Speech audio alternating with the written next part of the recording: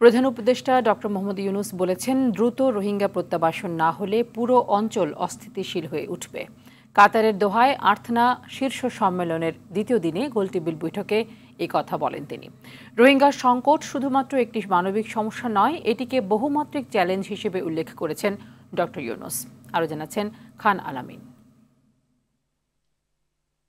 কাতার সফরের দ্বিতীয় দিন ব্যস্ত সময় পার করেছেন প্রধান উপদেষ্টা ডক্টর মোহাম্মদ ইউনূস। এদিন বেশ কয়েকটি বৈঠকে অংশ নেন প্রধান উপদেষ্টার নেতৃত্বে বাংলাদেশের প্রতিনিধি দল। বেশি গুরুত্ব পায় রোহিঙ্গা সংকটকে কেন্দ্র করে আয়োজিত গোলটেবিল আলোচনাটি। বাধ্যতামূলকভাবে বাস্তুচ্যুত জনগণের সামাজিক ও পরিবেশগত চ্যালেঞ্জ রোহিঙ্গা ইস্যু শীর্ষক গোলটেবিল বৈঠকের আয়োজন করে কাতার ফাউন্ডেশন। দেশটির আমিরের বোন এবং কাতার ফাউন্ডেশনের প্রধান নির্বাহী শেখ হিন্দ বিনতে হামাদ আল থানির সঙ্গে উচ্চ পর্যায়ের এই বৈঠকে অংশ নেন প্রধান উপদেষ্টার নেতৃত্বে বাংলাদেশের প্রতিনিধি দল। ডক্টর ইউনূস বলেন, রোহিঙ্গাদের জন্য আন্তর্জাতিক সম্প্রদায় মানবিক সহায়তা তহবিল কমিয়েছে, যা এই সংকটকে আরও জটিল করে তুলবে। চলমান সংকটের একমাত্র সমাধান রোহিঙ্গাদের টেকসই প্রত্যাবাসন, নয়তো এর প্রভাবে পুরো অঞ্চল অস্থিতিশীল হয়ে উঠবে। রোহিঙ্গা প্রত্যাবাসনের আন্তর্জাতিক মহলের চাপ বাড়াতে কাতারের প্রতি আহ্বান জানান তিনি।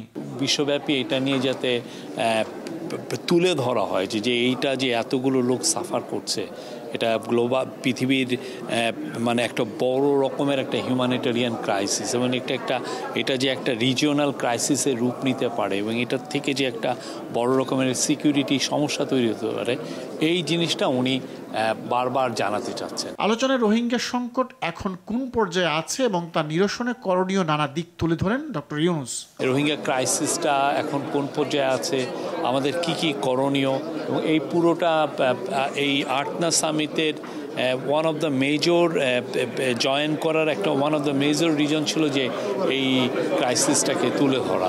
এর আগে কাতার ফাউন্ডেশন বাংলাদেশি নারী ক্রীড়াবিদদের জন্য খেলাধুলার সুযোগ সুবিধা বাড়াতে সহায়তার প্রতিশ্রুতি দিয়েছে, যার লক্ষ্য খেলোয়াড়দের সক্ষমতা বাড়ানো এবং পেশাগত উন্নয়নে সহায়তা প্রদান। কাতারের উপপ্রধানমন্ত্রী এবং প্রতিরক্ষা বিষয়ক প্রতিমন্ত্রী শেখ সাউদ বিন আব্দুল রহমান বিন হাসান আল থানি সামিটের পাশে প্রধান উপদেষ্টা ডক্টর ইউনূসের সাথে সাক্ষাৎ করেন। বৈঠকে প্রধান উপদেষ্টা বিভিন্ন সেবার জন্য বাংলাদেশ থেকে 725 জন সেনা সদস্য নিতে সম্মত হওয়ায় কাতারি নেতৃত্বকে ধন্যবাদ জানান। এদিকে স্পেসএক্সের গ্লোবাল এনগেজমেন্ট বিষয়ক ভাইস প্রেসিডেন্ট লরেন রিয়ার বাংলাদেশে স্পেসএক্সের স্যাটেলাইট সেবা পৌঁছাতে মে মাসে একটি কারিগরি যাত্রা শুরু করতে সম্পূর্ণ প্রস্তুত থাকার নির্দেশ দিয়েছেন।